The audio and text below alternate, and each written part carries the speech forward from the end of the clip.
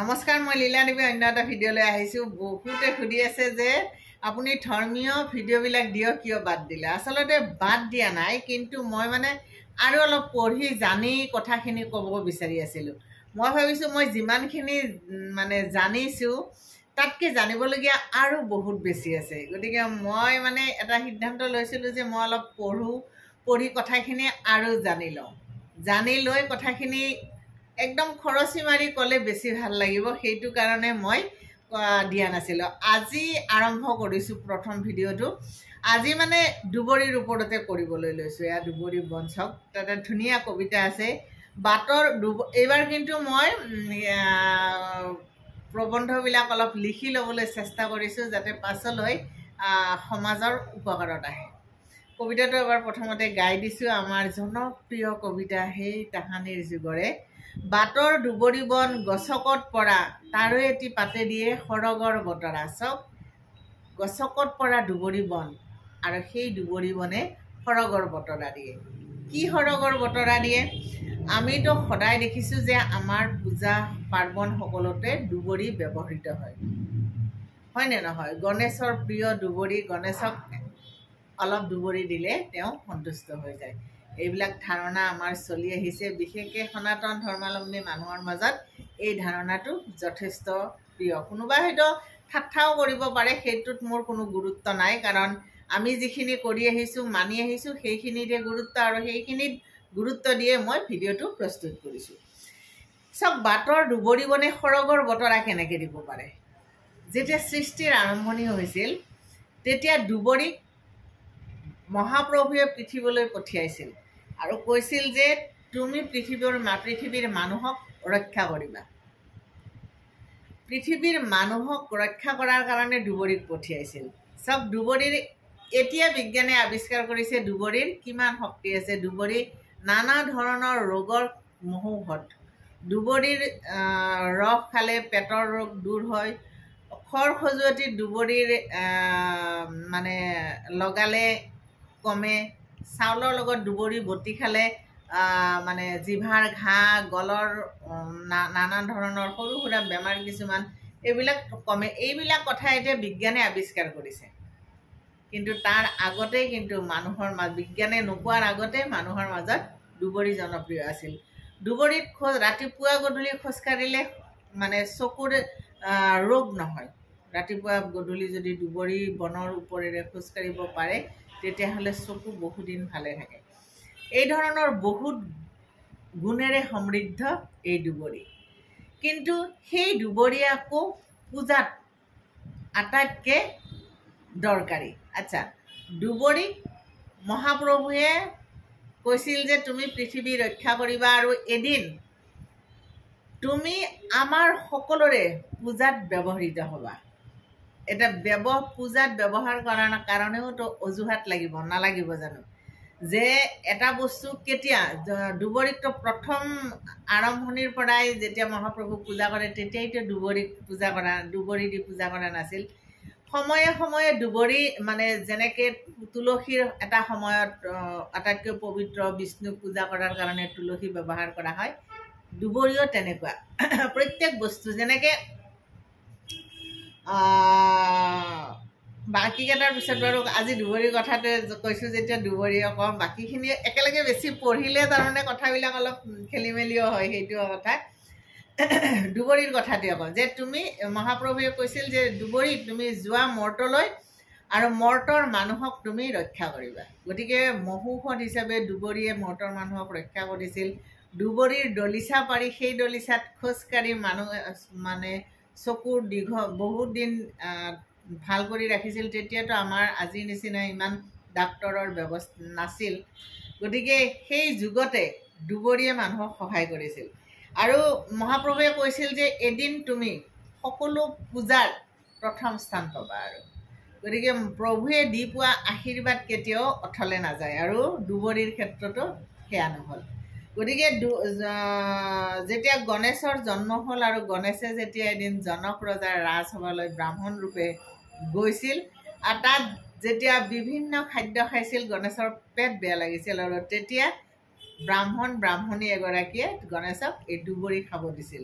আৰু তেতিয়া যেতিয়া গণেশে এই দুবৰিৰ ৰস খাই ভাল পালে তেতিয়া তেওঁ সেই ব্ৰাহ্মণীক আশীৰ্বাদ দিছিল যে তোমালোকক যেতিয়াই মোৰ প্ৰয়োজন হয় মোক এই দুবৰিৰে আহ্বান কৰিবা, মই আহি যাম আৰু মোক সদায় এই দুবৰিৰে পূজা কৰিবা আৰু দুবৰি দিলে জানিবা মই সন্তুষ্ট হৈ গ'লো। আৰু তেতিয়াৰ পৰা মৰ্তত দুবৰি গণেশক প্ৰদান কৰি অহা হৈছে। দুবৰি মংগলৰ প্ৰতীক। যেতিয়া কইনা উলিওৱা হয়, যেতিয়া অদিবাস, বিয়াৰ ক্ষেত্ৰত কৈছোঁ, বিয়াত যেতিয়া অদিবাস হয় তেল দিবলৈ, তেলত এই দুবৰিৰে মূৰত সোণৰূপ তামোল লৈ দুবৰিৰে তেল দিয়া হয়। আমাৰ লগুণ দিয়া, অন্নপ্ৰসন্ন, চুলাকৰণ চবতে এই দুবৰিৰে তেল দিয়া হয়। দুবৰি মংগল বাৰ্তাত। দুবৰিয়ে আয়ুস বৃদ্ধি কৰে। আমাৰ যেতিয়া পূজা, যিকোনো পূজা অনুষ্ঠান হৈ যায়, যেতিয়া আশীৰ্বাদ দিয়ে, যেতিয়া মানে চাউল আৰু দুবৰিৰে মূৰত আশীৰ্বাদ দিয়ে, এবানো দুৰ্বে, মন্ত্ৰটো মোৰ ইমান স্পষ্টকৈ মনত নাই কাৰণে আপোনালোকৰ যে কান্দত পুৰুষান্তি এনেধৰণৰ মন্ত্ৰটো যে সেই যে এডাল দুবৰি, সেই দুবৰিৰে আছে সহস্ৰ গাঁঠি। আৰু তেনেকৈ সেই দুবৰিৰ দৰে আপোনাৰ জীৱন সহস্ৰ দিন, সহস্ৰ বছৰ আপোনাৰ আয়ুস বাঢ়ি যাওক। আৰু দুবৰিয়ে যেনেকৈ বংশ বিস্তাৰ কৰে, দুবৰিৰ বংশ বিস্তাৰ খুব সোনকালে হয়, গতিকে দুবৰিয়ে যেনেকৈ বংশ বিস্তাৰ কৰে তেনেকৈ বংশ বৃদ্ধি হওক, আপোনালোকৰ জীৱন মংগলময় হওক, এই ধৰণৰ আশীৰ্বাদ দি চাউল আৰু দুবৰি ক্ষীৰত দিয়া হয়।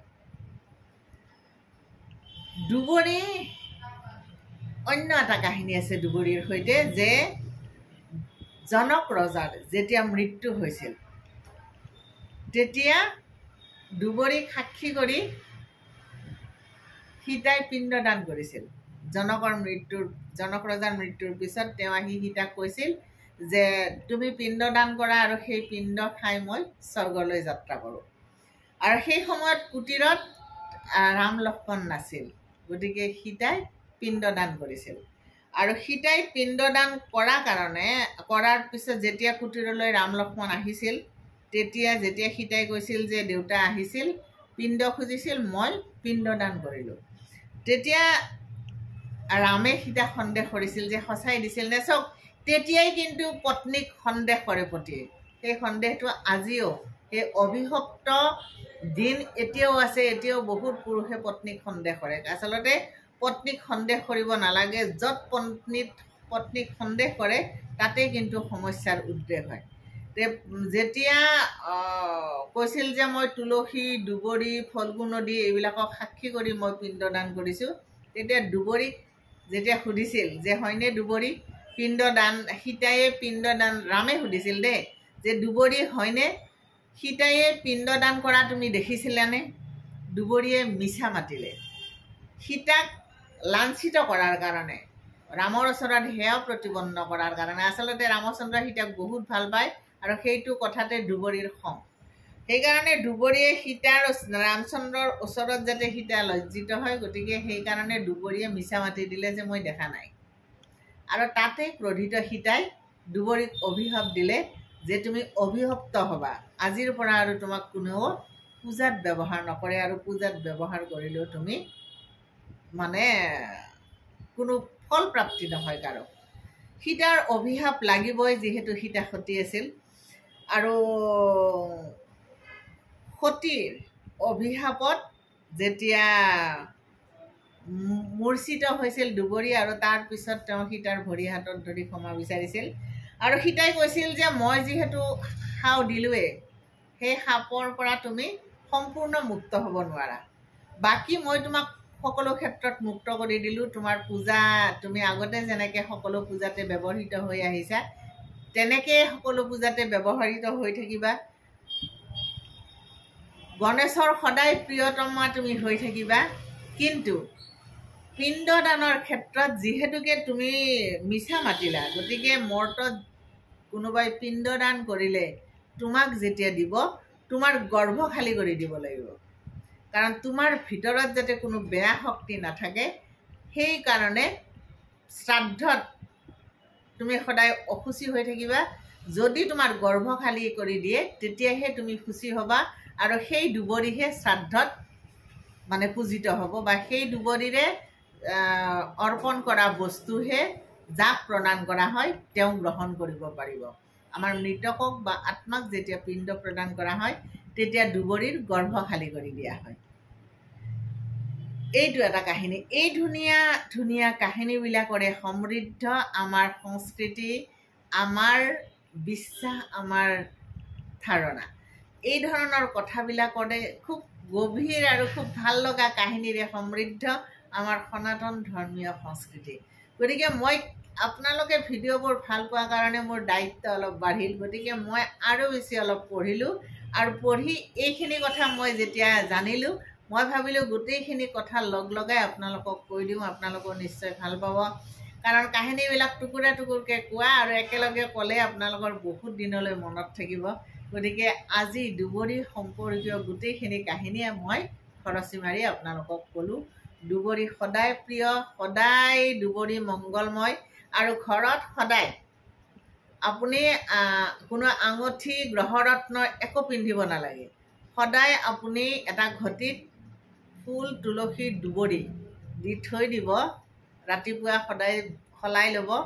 আৰু আপোনাৰ কোনো জ্যোতিষীৰ ওচৰত আপুনি যাব নালাগে, কোনো আপুনি এই আঙুঠি পিন্ধিব নালাগে, গ্ৰহৰত্ন নালাগে, আপোনাক একো নালাগে। আপুনি ঈশ্বৰৰ ওচৰত বিশ্বাস ৰাখক, এটা ঘটিত সদায় ফুল, তুলসী, দুবৰি দিব, মনৰ কথাখিনি তাত ক'ব, তাৰপিছত আপুনি আপোনাৰ কাম কৰি যাব। সেইবুলি কথাখিনি কৈ বহি নাথাকিব, আপুনি কাম কৰি যাব আৰু দেখিব আপোনাৰ লক্ষ্য প্ৰাপ্তিৰ ক্ষেত্ৰত যিমান বাধা নহওক আপুনি আপোনাৰ লক্ষ্য প্ৰাপ্তিত উপনীত হ'ব পাৰিবই পাৰিব। একদম ধুৰুপ কথা। সংস্কৃত সাহিত্যত থকা এই কথাখিনিৰে আজিৰ ভিডিঅ'টো সামৰণি মাৰিলোঁ। নমস্কাৰ। সকলো কুশলে থাকিব। ভিডিঅ'বোৰ দিম বুলি ভাবিছোঁ এতিয়াৰ পৰা, যিখিনি পঢ়িছোঁ অলপ পঢ়িলোঁ আৰু আপোনালোকৰ কাৰণে। গতিকে নিশ্চয় ভিডিঅ' দি থাকিম। ধন্যবাদ।